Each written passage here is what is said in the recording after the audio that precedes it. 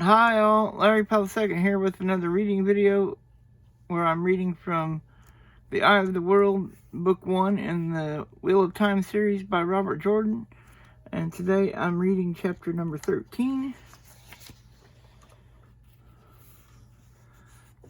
Alright, chapter 13, Choices.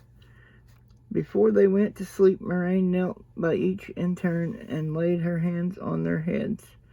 Lan grumbled that he had no need and she should not waste her strength, but he did not try to stop her. Egwin was eager for the experience. Matt and Perrin, clearly frightened of it, and frightened to say no. Foam jerked away from the Aes Sedai's hands, but she seized his gray head with a look that allowed no nonsense. The gleeman scowled through the entire thing. She smiled mockingly once she took her hands away. His frown deepened, but he did look refreshed. They all did. Rand had drawn back into a niche in the uneven wall where he hoped he would be overlooked. His eyes wanted to slide closed once he leaned back against the timbered jumble, but he forced himself to watch. He pushed a fist against his mouth to stifle a yawn. A little sleep, an hour or two, and he would be just fine. Moraine did not forget him, though. He flinched at the coolness of her fingers on his face and said, "I don't." His eyes widened in wonder. Tiredness drained out of him. Like water running downhill, aches and soreness ebbed to dim memories and vanished. He stared at her with his mouth hanging open. She only smiled and withdrew her hands. "It is done," she said, as she stood with a weary sigh. He was reminded that she could not do the same for herself. Indeed, she only drank a little tea, refusing the bread and cheese Lan tried to press on her before curling up beside the fire. She seemed to fall asleep the instant she wrapped her cloak around her. The others, all save Lan, were dropping asleep wherever they could find a space to stretch out, but Rand could not imagine why. He felt as if he had already had a full night in a good bed. No sooner did he lean back against the log wall, though, than sleep rolled him under.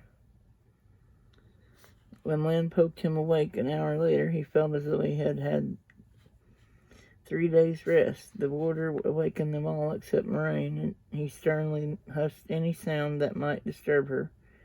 Even so, he allowed them only a short stay in the snug cave of trees. Before the sun was twice its own height above the horizon, all traces that anyone had ever stopped there had been cleared away, and they were all mounted and moving north toward Baerlon, riding slowly to conserve the horses. The Aes Sedai's eyes were shadowed, but she set her saddle upright and steady. Fog still hung thick over the river behind them, a gray wall resisting the efforts of the feeble sun to burn it away and hiding the two rivers from view. Rand watched over his shoulder as he rode, hoping for one last glimpse even of Terran Ferry until the fog bank was lost to sight. "I never thought I'd ever be this far from home," he said when the trees at last hid both the fog and the river. "Remember when Watch Hill seemed a long way? 2 days ago, that was. It seems like forever." "In a month or two, we'll be back," Perrin said in a strained voice. "Think what we'll have to tell. Even Trollocs can't chase us forever," Matt said. "Burn me, they can't." He straightened around with a heavy sigh, slumping in the saddle as if he did not believe a word that had been said. "Men," Egwin snorted. "You get the adventure you're always prating about, and already you're talking about home." She held her head high, yet Rand noticed a tremor to her voice, now that nothing more was to be seen of the two rivers. Neither Moraine nor Land made any attempt to reassure them, not a word to say that, of course, they would come back. He tried not to think on what that might mean. Even rested, he was full enough of doubts without searching out more. Hunching in his saddle, he began a waking dream of tending the sheep alongside Tam in a pasture with deep, lush grass and larks, singing of a spring morning, and a trip into Evansfield and Beltane the way it had been, dancing on the green with never a care beyond whither he might stumble in the steps. He managed to lose himself in it for a long time. The journey to Marilyn took almost a week. Land muttered about the laggardness of their travel, but it was he who set the pace and forced the rest to keep it. With himself and his stallion Mandarb, he said it meant blade in the old tongue. He was not so sparing. The warder covered twice as much ground as they did, galloping ahead, his color-shifting cloak swirling in the wind to scout what lay before them, or dropping behind to examine their back trail. Any others who tried to move at more than a walk, though, got cutting words on taking care of their animals, biting words on how well they would do afoot if the Trollocs did appear. Not even Moraine was proof against his tongue if she let the white mare pick up its step. Adib, the mare, was called in the old tongue West Wind, the wind that brought the spring rains. The warder's scouting never turned up any sign of pursuit or ambush. He spoke only to Moraine of what he saw, and that quietly, so it could not be overheard. And the Aes Sedai informed the rest of them of what she thought they needed to know. In the beginning, Rand looked over his shoulder as much as he did ahead. He was not the only one. Perrin fingered his axe often, and Matt rode with an arrow knocked to his bow in the beginning. But the land behind remained empty of Trollocs or figures in black cloaks. The sky remained empty of Dregcar. Slowly, Rand began to think perhaps they really had escaped.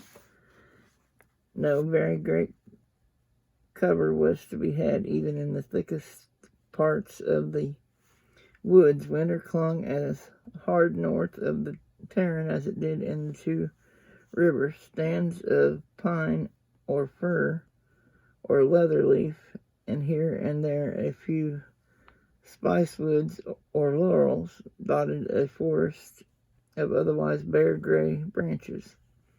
Not even the elders showed a leaf. Only scattered green sprigs of new growth stood out against brown meadows beaten flat by the winter's snows. Here, too, much of what did grow was stinging nettles and coarse thistle and stinkweed. On the bare dirt of the forest floor, some of the last snow still hung on, in shady patches and in drifts beneath the low branches of evergreens. Everybody kept their cloaks drawn well about them, for the thin sunlight had no warmth to it, and the night cold pierced deep. No more birds flew here than in the two rivers, not even ravens. There was nothing leisurely about the slowness of their movement.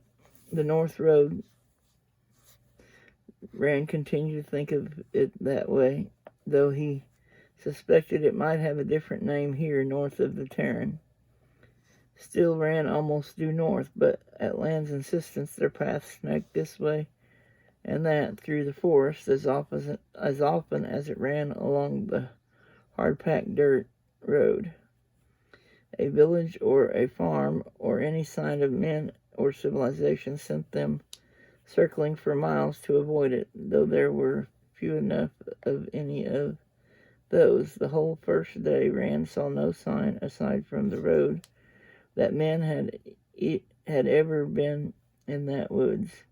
It came to him that even when he had gone to the foot of the mountains of mist, he might not have been as far from a human habitation as he was that day. The first farm he saw, a large frame house and tall barn with high peaked thatched roofs, a curl of smoke rising from a stone chimney, was a shock. "It's no different from back home," Perrin said, frowning at the distant buildings, barely visible through the trees. People moved around the farmyard, and yet unaware of the travelers. "Of course it is," Matt said. "We're just not close enough to see." "I tell you it's no different," Perrin insisted. "It must be. We're north of the Tarrant, after all." "Quiet, you two," Land growled. "We don't want to be seen, remember?" "This way." He turned west to circle the farm through the trees. Looking back, Rand thought Perrin was right. The farm looked much the same as any around Emmetsfield. There was a small boy toting water from the well, and older boys tending sheep behind a rail fence. It even had a curing shed for Tabak. But Matt was right, too. We're north of the Tarrant. It must be different. Always they halted while light still clung to the sky to choose a spot sloped for drainage and sheltered from the wind that seldom died completely, only changed direction. Their fire was always small and hidden from only a few yards off, and once tea was brewed, the flames were doused and the coals buried. At their first stop before the sun sank, Land began teaching the boys what to do with the weapons they carried. He started with the bow. After watching Matt put 3 arrows into a knot the size of a man's head on the fissured trunk of a dead leather leaf at 100 paces, he told the others to take their turns. Perrin duplicated Matt's feat and ran, summoning the flame and the void, the empty calm that let the bow become a part of him, or him of it, clustered his 3 where the points almost touched one another. Matt gave him a congratulatory clap on the shoulder. "Now, if you all had bows," the warder said dryly when they started grinning, "and if the Trollocs agreed not to come so close you couldn't use them."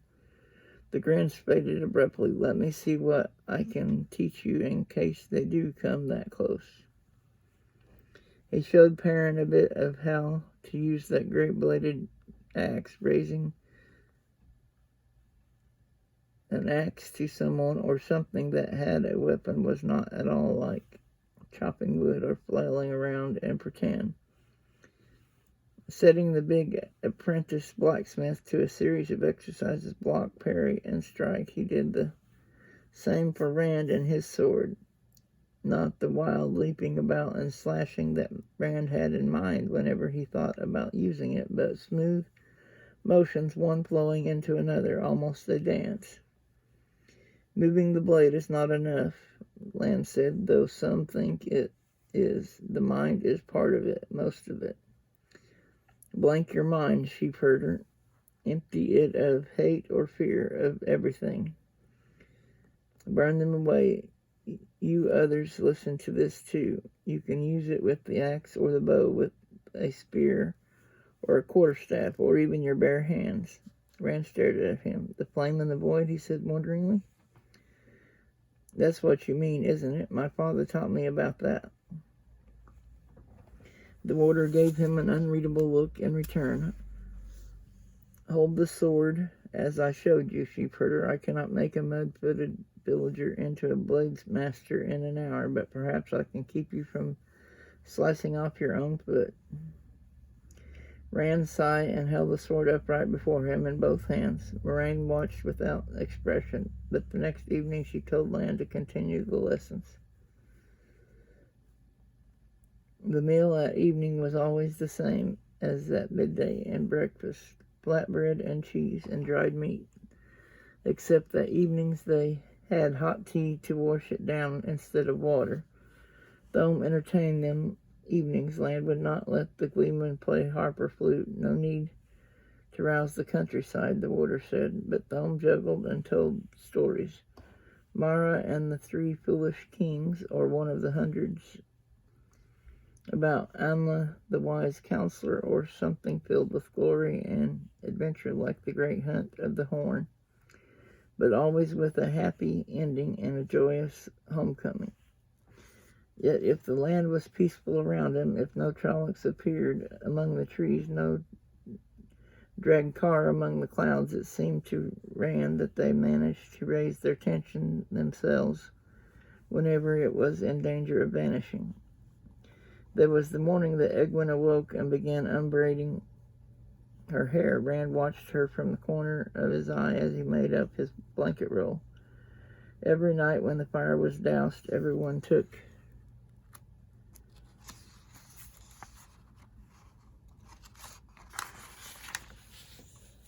to their blankets, except for Egwene and the Aes Sedai.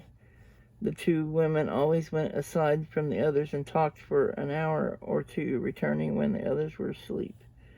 Egwene combed her hair out 100 strokes, he counted while he was saddling Cloud, tying his saddlebags and blanket behind the saddle. Then she tucked the comb away, swept her loose hair over her shoulder, and pulled up the hood of her cloak.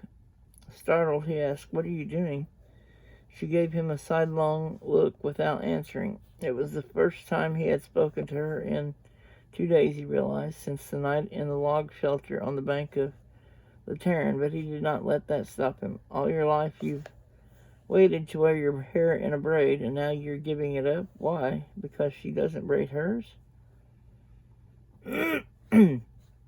"Aes Sedai don't braid their hair," she said simply, "at least not unless they want to." "You aren't an Aes Sedai. You're Egwene Alvera from Emmons Field, and the women's circle would have a fit if they could see you now." "Women's circle business is none of yours, Rand al'Thor, and I will be an Aes Sedai just as soon as I reach Tar-Valon." He snorted. "As soon as you reach Tar-Valon? Why, Light, tell me that. You're no dark friend. Do you think Moraine Sedai is a dark friend? Do you?" She squared around to face him with her fists clenched, and he almost thought she was going to hit him. "After she saved the village, after she saved your father." "I don't know what she is, but whatever she is, it doesn't say anything about the rest of them, the stories. Grow up, Rand, forget the stories and use your eyes." "My eyes saw her sink with the ferry. Deny that. Once you get an idea in your head, you won't budge, even if somebody points out you're trying to stand on water. If you weren't such a light-blinded fool, you'd see. Fool am I? Let me tell you a thing or two, Rand al'Thor. You are the mulliest, most wool-headed. You two trying to wake everybody inside 10 miles, the warder asked. Standing there with his mouth open, trying to get a word in edgewise, Rand suddenly realized he had been shouting. They both had. Egwene's face went scarlet to her eyebrows, and she spun away with a mutter, "Men," that seemed as much for the warder as for him. Warily, Rand looked around the camp. Everybody was looking at him, not just the warder. Mat and Perrin with their faces white, Thome tensed as if ready to run or fight. Moraine, the Aes Sedai's face was expressionless, but her eyes seemed to bore into his head. Desperately, he tried to recall exactly what he had said about the Aes Sedai and dark friends. "It is time to be going," Moraine said. She turned to Aldib, and Rand shivered as if he had been let out of a trap. He wondered if he had been. 2 nights later, with the fires burning low, Matt licked his last crumbs of cheese from his fingers and said, "You know, I think we've lost them for good." Lan was off in the night, taking a last look around. Moraine and Egwin had gone aside for one of their conversations. Thome was half dozing over his pipe, and the young men had the fire to themselves. Perrin, idly poking the embers with a stick, answered, "If we've lost them, why does Lan keep scouting?" Nearly asleep, Rand rolled over his back to the fire. "We lost them back at Terran Ferry." Matt lay back with his fingers laced behind his head, staring at the moon-filled sky. "If they were even really after us, you think that Drakkar was chasing us because it liked us?" Perrin asked. "I say stop worrying about Trollocs and such," Matt went on, as if Perrin had not spoken, "and start thinking about seeing the world. We're out where the stories come from. What do you think a real city is like?" "We're going to Barlan," Rand said sleepily, but Matt snorted. "Barlan's all very well, but I've seen that old map Master Alver has. If we turn south once we reach Camlin, the road leads all the way to Ilion and beyond." "What's so special about Ilion?" Perrin said, yawning.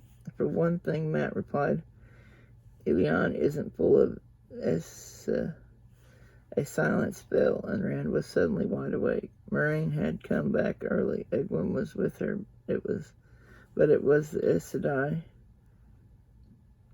standing at the edge of the firelight, who held their attention. Matt lay there on his back, his mouth still open, staring at her.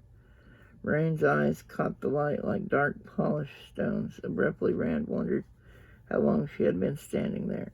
"The lads were just..." Thome began, but Moraine spoke right over the top of him.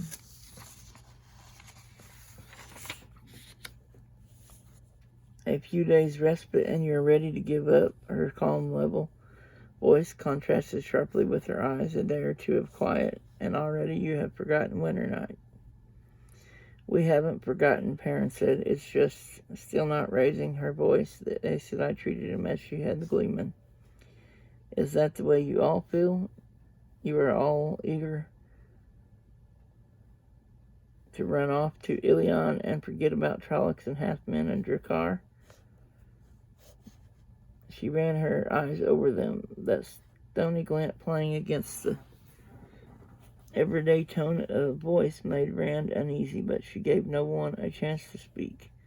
"The Dark One is after you three, one or all, and if I let you go running off wherever you want to go, he will take you. Whatever the Dark One wants, I oppose. So hear this and know it true. Before I let the Dark One have you, I will destroy you myself."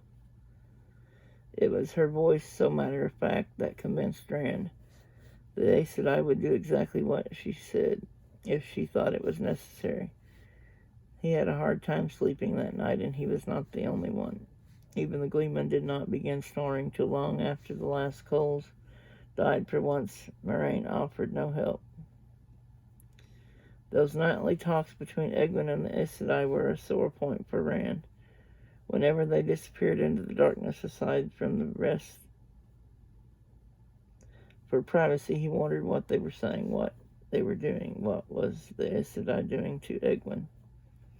One night, he waited until the other men had all settled down, Thome snoring like a saw cutting an oak knot. Then he slipped away, clutching his blanket around him, using every bit of skill he had gained stalking rabbits. He moved with the moon shadows until he was crouched at the base of a tall leather-leaf tree, thick with tough, broad leaves, close enough to hear Moraine and Egwin where they sat on a fallen log with a small lantern for light. "Ask," Moraine was saying, "and if I can tell you now, I will. Understand there is much for which you are not yet ready, things you cannot learn until you have learned other things which require still others to be learned before them. But ask what you will." "The 5 powers," Egwin was saying. Or Egwin said slowly, earth, wind, fire, water, and spirit. It doesn't seem fair that men should have been strongest in wielding earth and fire. Why should they have had the strongest powers? Moraine laughed. Is that what you think, child? Is there a rock so hard that wind and water cannot wear it away? A fire so strong that water cannot quench it, or wind snuff it out? Egwin was silent for a time, digging her toe into the forest floor. They were the ones who tried to free the Dark One and the Forsaken, weren't they? The male Aes Sedai. She took a deep breath and picked up speed. The women were not part of it. It was the men who went mad and broke the world. You are afraid, Moraine said grimly. If you had remained in Edmundsfield, you would have become wisdom in time. That was Nened's plan, was it not? Or you would have sat in the women's circle and managed the affairs of Edmundsfield while the village council thought it was doing so. But you did the unthinkable. You left Edmundsfield, left the two rivers seeking adventure. You wanted to do it, and at the same time you are afraid of it. And you are stubbornly refusing to let your fear best you. You would not have asked me how a woman becomes an Aes Sedai otherwise. You would not have thrown custom and convention over the fence otherwise. No, Egwin protested. I'm not afraid. I do want to become an Aes Sedai. Better for you if you were afraid, but I hope you hold to that conviction. Few women these days have the ability to become initiates, much less have the wish to. Moraine's voice sounded as if she had begun musing to herself. Surely never before two in one village. The old blood is indeed still strong in the two rivers. In the shadows, Rand shifted. A twig snapped under his foot. He froze instantly, sweating and holding his breath, but neither of the women looked around. To Egwin exclaimed, who else? Is it Carrie Thane? Lara Ayelian? Moraine gave an exasperated click of her tongue, then said sternly, you must forget I said that. Her road lies another way, I fear. Concern yourself with your own circumstances. It is not an easy road you have chosen. I will not turn back, Egwin said. Be that as it may, but you still want reassurance, and I cannot give it to you, not in the way you want. I don't understand. You want to know that Aes Sedai are good and pure, that it was those wicked men of the legends who caused the breaking of the world, not the women. Well, it was the men, but they were no more wicked than any men. They were insane, not evil. The Aes Sedai you will find in Tar Valon are human, no different from any other women, except for the ability that sets us apart.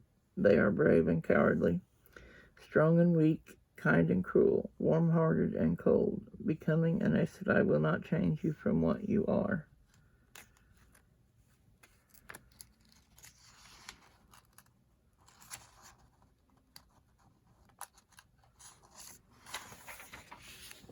Egwin drew a heavy breath. I suppose I was afraid of that I'd be changed by the power.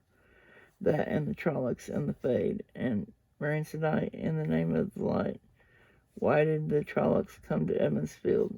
The Aes Sedai's head swung, and she looked straight at Rand's hiding place. His breath seized in his throat. Her eyes were as hard as when she had threatened them, and he had the feeling they could penetrate the leather-leaf thick branches. Light, what will she do if she finds me listening? He tried to melt back into the deeper shadows with his eyes on the women. A root snagged his foot, and he barely caught himself from tumbling into dead brush that would have pointed him out with a crackle of snapping branches like fireworks. Panting, he scrambled away on all fours, keeping silent as much by luck as by anything he did. His heart pounded so hard he thought that might give him away itself, full eavesdropping on an Aes Sedai. Back where the others were sleeping, he managed to slip in among them silently. The land moved as he dropped to the ground and jerked his blanket up. but the water settled back with a sigh he had only been rolling over in his sleep. Rand let out a long, silent breath. A moment later, Moraine appeared out of the night, stopping where she could study the slumbering shapes. Moonlight made a nimbus around her. Rand closed his eyes and breathed evenly, all the while listening hard for footsteps coming closer. None did. When he opened his eyes again, she was gone. When finally sleep came, it was fitful and filled with sweaty dreams where all the men in Evansville claimed to be the Dragon Reborn, and all the women had blue stones in their hair like the one Moraine wore. He did not try to overhear Moraine and Egwin again. On into the 6th day, the slow journey stretched. The warmthless sun slid slowly toward the treetops while a handful of thin clouds drifted high to the north. The wind gusted higher for a moment, and Rand pulled his cloak back up onto his shoulders, muttering to himself. He wondered if they would ever get to Baerlon. The distance they had traveled from the river already was more than enough to take him from Tarrant Ferry to the White River, but Lan always said it was just a short journey whenever he was asked. Hardly worth calling a journey at all. It made him feel lost. Lan appeared ahead of them in the woods, returning from one of his forays. He reined in and rode beside Moraine, his head bent close to hers. Rand grimaced, but he did not ask any questions. Lan simply refused to acknowledge all such questions aimed at him.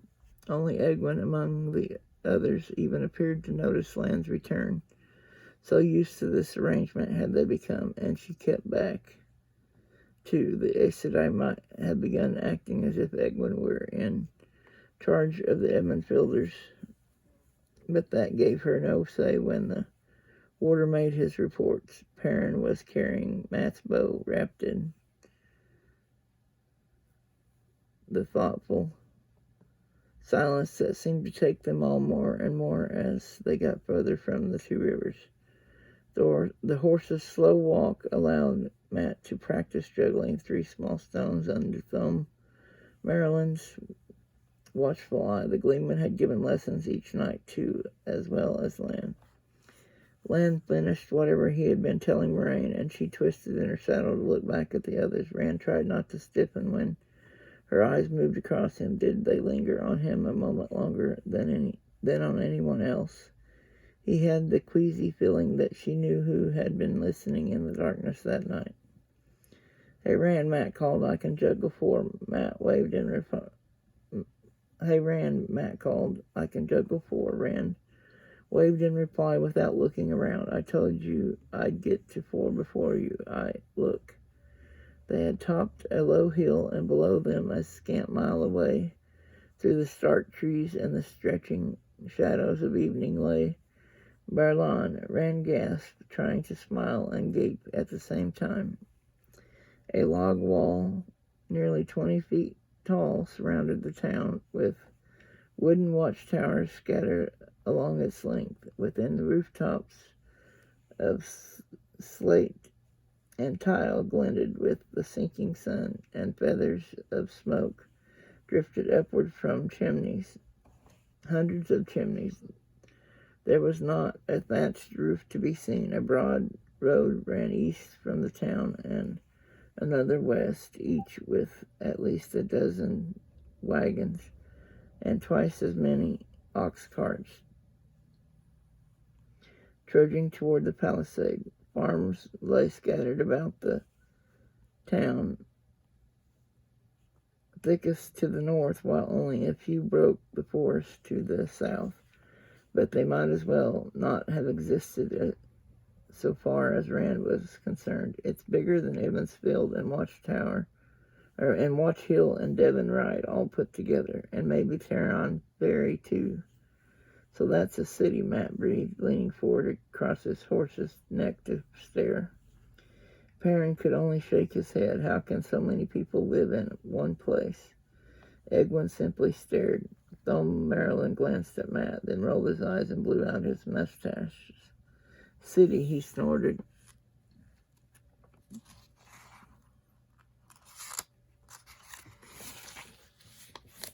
And you, Rand, Moraine said, what do you think of your first sight of Barlon? I think it's a long way from home, he said slowly, bringing a sharp laugh from Matt. You have further to go yet, Moraine said, much further, but there is no other choice except to run and hide and run again for the rest of your lives, and short lives they would be.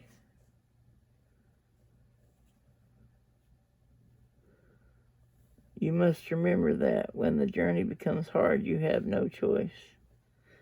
Rand exchanged glances with Matt and Perrin, but their faces, they were thinking the same thing he was.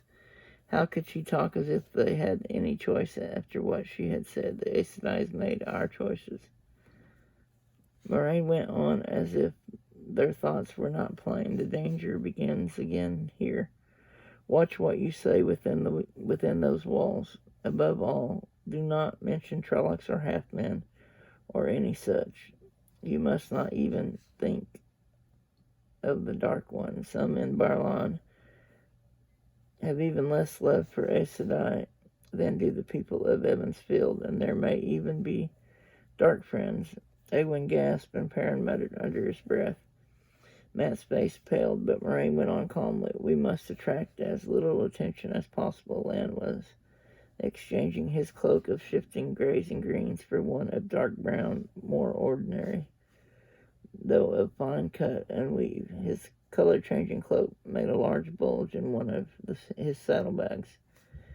We do not go by our own names here, Moraine continued. Here I am known as Elis, and Lan is Andra. Remember that. Good.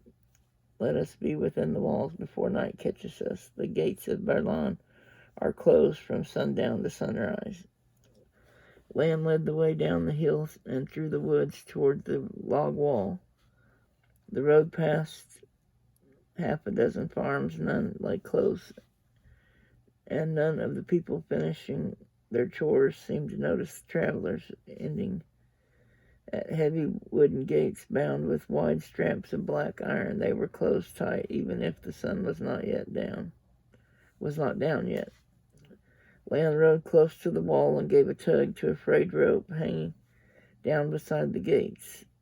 A bell clanged on the other side of the wall. Abruptly, a wizened face under a battered cloth cap peered down suspiciously from atop the wall, glaring between the cut-off ends of two of the logs, a good 3 spans over their head. What's all this, eh? It's too late in the day to be opening this gate. Too late, I say. Go around to the White Bridge gate if you want to. Moraine's mare moved out to where the man atop the wall had a clear view of her. Suddenly his wrinkles deepened in a gape-toothed smile, and he seemed to quiver between speaking and doing his duty. I didn't know it was you, mistress. Wait, I'll be right down. Just wait. I'm coming. The head dipped out of sight, but Rand could still hear muffled shouts for them to stay where they were, that he was coming. With great creaks of disuse, the right-hand gate slowly swung outward. It stopped when opened just wide enough for one horse to pass through at a time, and the gatekeeper poked his head into the gap, flashing his half-toothless smile at them again, and darted back out of the way. Moraine followed Lan through, with Egwin right behind her. Rand trotted Cloud after Bella and found himself in a narrow street fronted by high wooden fences and warehouses, tall and windowless. Broad doors closed up tight. Moraine and Lan were already on foot, speaking to the wrinkle-faced gatekeeper. So Rand dismounted too. The little man in a much-mended cloak and coat held his cloth cap, crumbled in one hand, and ducked his head whenever he spoke. He peered at those dismounting behind Lan and Moraine, and shook his head. Down country folk, he grinned. Why, Mistress Alice, you taken up collecting down country folk with hay in their hair? His look took in Thome, Maryland, then. You ain't a sheep farmer. I remember letting you go through some days back. I do. Didn't like your tricks, down country, Gleeman. I hope you remembered to forget letting us through, Master Evan, Lan said, pressing the coin into the man's free hand and letting us back in, too. No need for that, Master Andra. No need for that. You give me plenty when you went out. Plenty. Just the same, Evan made the coin disappear as deftly as if he were a gleeman, too. I ain't told nobody, and I won't neither, especially not them white cloaks. He finished with a scowl. He pursed up his lips to spit, then glanced at Moraine and swallowed instead. Rand blinked, but kept his mouth shut. The others did too, though it appeared to be an effort for Matt. Children of the light, Rand thought wonderingly. Stories told about the children by peddlers and merchants' guards varied from admiration to hatred, but all agreed the children hated Aes Sedai as much as they did Dark Prince. He wondered if this was more trouble already.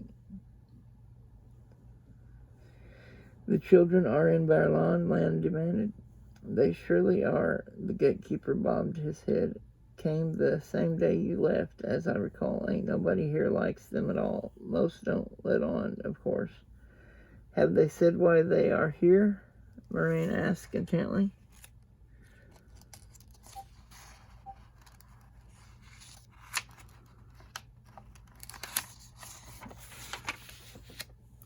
Why they're here, mistress.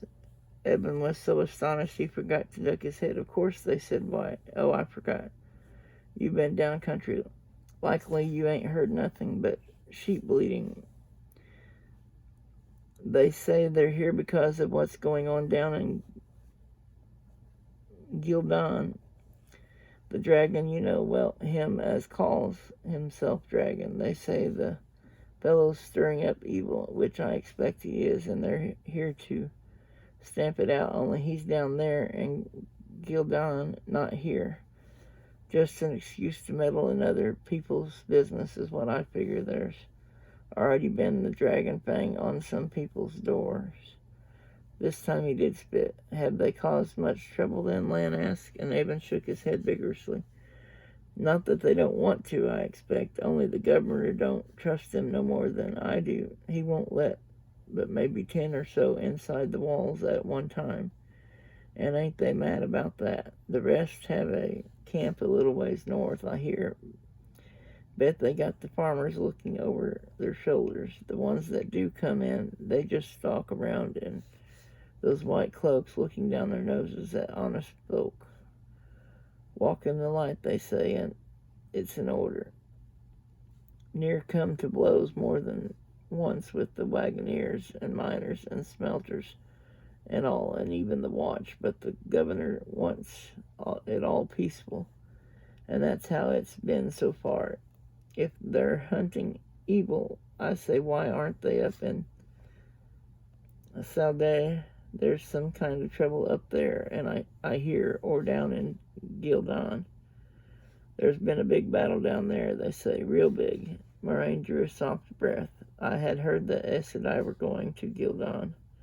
Yes, they did, mistress.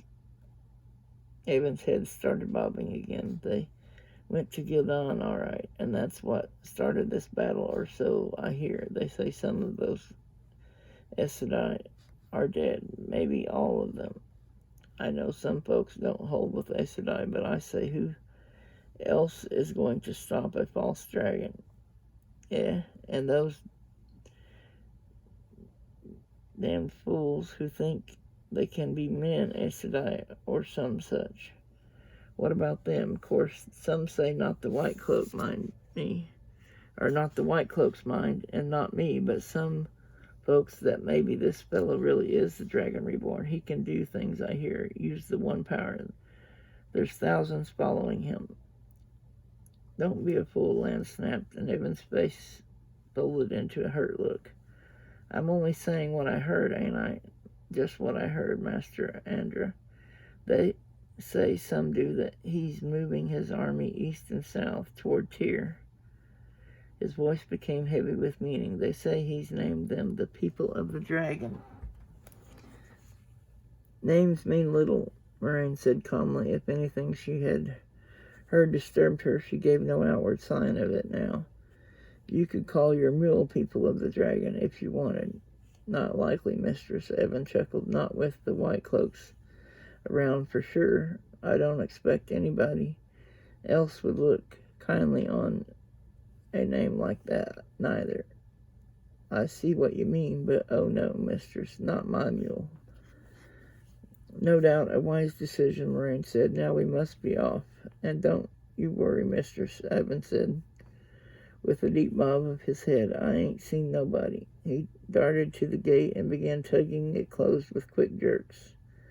Ain't seen nobody and ain't seen nothing. The gate thudded shut, and he pulled down the locking bar with a rope. In fact, mistress, this gate ain't been opened in days. The light illumined you, Evan, Moraine said. She led them away from the gate then. Rand looked back once, and Evan was still standing in front of the gate. He seemed to be polishing a coin with an edge of his cloak and chuckling. The way led through dirt streets barely the width of 2 wagons, empty of people, all lined with warehouses and occasional high wooden fences. Rand walked a time beside the gleeman. What was all that about Tyr and the people of the dragon? Tyr is a city all the way down on the Sea of Storms, isn't it? The Carathon cycle, Thom said curtly. Rand blinked. The prophecies of the dragon. Nobody tells those stories in the 2 rivers, not in Evansfield anyway. The wisdom would skin them alive if they did. I suppose she would at that, Thom said dryly. He glanced at Moraine up ahead with Lan, saw she could not overhear, and went on. Tyr is the greatest port on the Sea of Storms, and the stone of Tyr is the fortress that guards it. The stone is said to be the first fortress built after the breaking of the world, and in all this time it has never fallen, though more than one army has tried. One of the prophecies says that the stone of Tyr will never fall until the people of the dragon come to the stone. Another says the stone will never fall till the sword that cannot be touched is wielded by the dragon's hand. Thom grimaced. The fall of the stone will be one of the major proofs that the dragon has been reborn. May the stone stand till I am dust. The sword that cannot be touched. That's what it says. I don't know whether it really is a sword. Whatever it is, it lies in the heart of the stone, the central citadel of the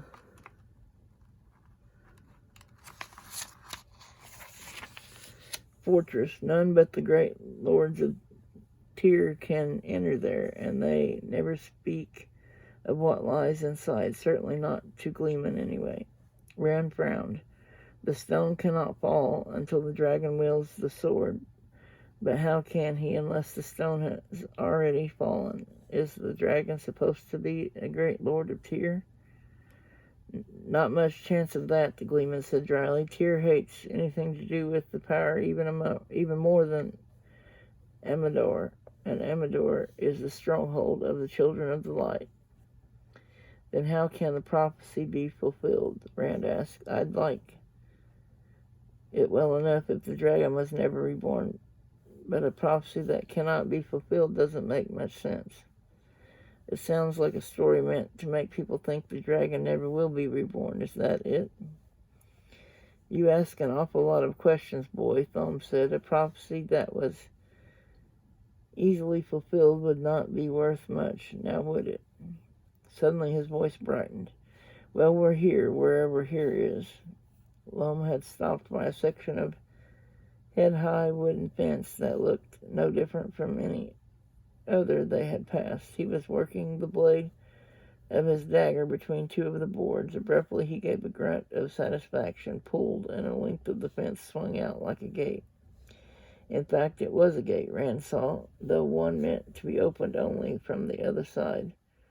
The metal latch that Lan had lifted with his dagger showed that. Moraine went through immediately, drawing Aldea behind her. Lan motioned the others to follow and brought up the rear, closing the gate behind him. On the other side of the fence, Rand found himself in the stable yard of an inn. A loud bustle and clatter came from the building's kitchen, but what struck him was its size. It covered more than twice as much ground as the Wine Spring Inn, and was 4 stories high besides. Well over half the windows were aglow in the deepening twilight. He wondered at this city that could have so many strangers in it. No sooner had they come well into the stable yard than 3 men in dirty canvas aprons appeared at the huge stable's broad arched doors. One, a wiry fellow, and the only one without a manure fork in his hands, came forward, waving his arms. Here, here, you can't come in that way. You'll have to go round the front.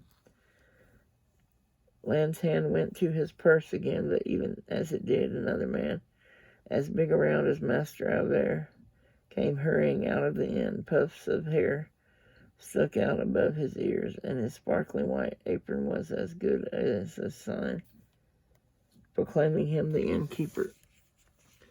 "It's all right, Much," the newcomer said. "It's all right. These folk are expected guests. Take care of their horses good care." Much sullenly knuckled his forehead, then motioned his 2 companions to come help. Rand and the others hurriedly got their saddlebags and blanket rolls down, while the innkeeper turned to Moraine. He gave her a deep bow and spoke with a genuine smile. "Welcome, Mistress Elise, welcome. It's good to be seeing you. You and Master Andrea both. Very good. Your fine conversation has been missed." "Yes, it has. I must say I worried you going down country and all. Well, I mean, at a time like this, with the weather all crazy and wolves howling right up to the walls in the night." Abruptly he slapped both hands against his round belly and shook his head. "Here I go on like this, chattering away, instead of taking you inside. Come, hot meals and warm beds, that's what you'll be wanting. And the best in Berlin are right here, the very best. And hot baths, too, I trust, Master Fitch," Moraine said, and Egwin echoed her fervently. "Oh, yes, baths," the innkeeper said. "Why, just the best and the hottest in Berlin. Come, welcome to the Stag and Lion. Welcome to Berlin." And that is the end of chapter 13. And I will be reading chapter 14 in my next video. And I want to thank everyone for watching. Please like and subscribe if you haven't already. And I will put my contact information in the description down below in case anybody wants to contact me or send me something. And if you haven't already, I encourage you to watch Wheel of Time TV series on Amazon Prime and see how it compares to the book. And as always, everyone have a wonderful day and be safe. Bye-bye.